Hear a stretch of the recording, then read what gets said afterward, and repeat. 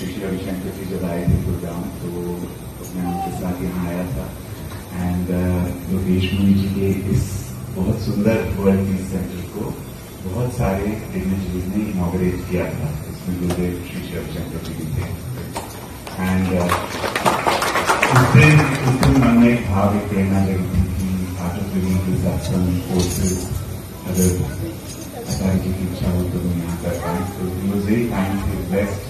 Today is really the first time that we are all getting together here from Gurgaon and many other parts of Delhi. So सभी की तरफ से बहुत बहुत शुक्रिया करते आपकी ब्लेसिंग्स के लिए, आपकी परमिशन के लिए और आपके सामने आपको शुक्रिया।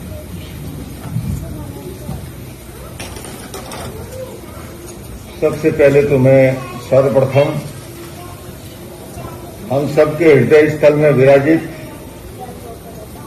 आर्ट ऑफ लिविंग के संस्थापक पूज्य गुरुदेव श्री श्री रविशंकर जी का स्मरण करते हुए मैं यही कहना चाहूंगा इस अवसर पर कि तेरा तुझको अर्पण क्या लागे मेरा। अभी संयोजक महोदय ने कहा कि ये पूज्य आचार्य लोकेश जी की ब्लेसिंग से विश्व शांति केंद्र का निर्माण हुआ है, पर मुझे लगता है इसमें थोड़ा संशोधन करने की आवश्यकता है। वस्तुतः ये पूज्य गुरुदेव श्री श्री रविशंकर जी की ब्लेसिंग से इसका निर्माण हुआ है और मैं अधिक समय चूंकि भजनों को सुनने का इस समय सबका मन है, वरना मैं इस समय पूज्य गुरुदेव का वीडियो सुना सकता हूं आपको और ये इस बात का गवाह है। वो वीडियो इस बात का भूमि पूजन पे उन्होंने वीडियो दिया था और बहुत ही सुंदर। और आज आप देखो मेरे सामने पूज्य गुरुदेव श्री श्री रविशंकर जी बिल्कुल सामने और ये प्रथम अंतर्राष्ट्रीय यूएन हेडक्वार्टर पर आयोजित हुआ था। संयुक्त राष्ट्र संघ के मुख्यालय न्यूयॉर्क में ये उस दिन का पिक्चर है। पूज्य गुरुदेव के साथ साथ यूएन सेक्रेटरी जनरल बान की मून, तत्कालीन विदेश मंत्री बहन सुषमा स्वराज जी और मैं वहां पर उपस्थित थे हम एक साथ में।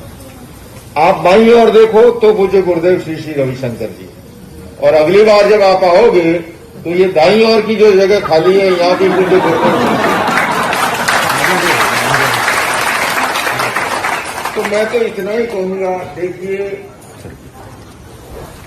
नदी का पानी, वृक्ष का फल, सूर्य की रोशनी, चंद्रमा की शीतलता, वो किसी एक के नहीं होते, वो तो सबके होते हैं। ये अलग बात है, पूज्य गुरुदेव की ये खूबी है, हर किसी को लगता है कि मेरे पर सबसे ज्यादा कृपा क्योंकि उनकी आंखों से जादू बरसता है। और मैं उनके लिए कई बार कहता हूं कि तिरछी नजरों से निहारा तो बेहाल हो गया और स्नेहिल नजरों से निहारा तो निहाल हो गया।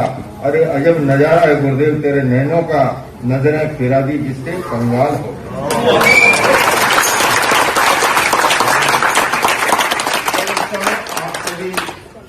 के मूड में हो और जब ये इतना अच्छा दोनों युगल जोड़ी है, बेलड़ी बंधु गुजराती में कहिए तो है, हाँ एक जरे गावी रहा था और मुझे कहा कि आपकी कुछ भजन, तो मैं तो आपसे ये कहना चाहूंगा कि मेरी थाली में रोटी तो है मगर साग नहीं है और मेरे आंगन में होली तो है मगर फाग नहीं है। सच मानना मेरे पास गला तो है पर इनके जैसी मधुर राग नहीं है। मैंने कहा था, मुझे पूछा गया कि आप 6:30 प्रारंभ में आ जाओ, पर मैं ये जोखम मोल लेना नहीं चाहता। मैं चाहता, मुझे कहा गया, मैंने कहा मैं अंत में आऊंगा, अंत में सुनाऊंगा, क्योंकि उसके बाद मुझे पता है कि आप उठ के भी जाओगे तो जोखिम नहीं है। एक इनकी तरह शास्त्रीय संगीत के ज्ञाता आए तो उनका बड़ा नाम था। आज भी देखो हाउसफुल है, वहां पर भी हाउसफुल का बोर्ड लग गया। और जब उन्होंने गाना शुरू किया तो एकदम भैरवी राग उन्होंने तान छेड़ी, आंख मूंद करके। अब आपकी तरह सब श्रोता थे नहीं, रसिक धीरे धीरे खिसकने लगे और जब तक उन्होंने आंख खोली तो एक व्यक्ति शेष रहा। कोई बात नहीं, माइकल जैक्सन के जमाने में कम से कम एक श्रोता तो है जो सुनने के लिए। उसने कहा, भाई साहब ये आपके पैरों के नीचे दरी मेरी है, इतना ही कहूंगा, लेकिन वास्तव के अंदर मैंने तो अभी कुछ पद ही आपके सुने हैं। आप इतना अच्छा गाते हो और मुझे लगता है कि ये सब गुरुदेव की ब्लेसिंग्स हैं।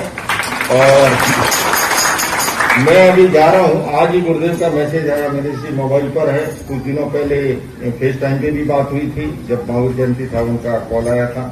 आज भी मैसेज आया। हम 28 तारीख की संध्या को, रात को मैं गुरुदेव के साथ हूं और वहां कृपा का खजाना भर के आपके लिए लेके आने वाला हूं।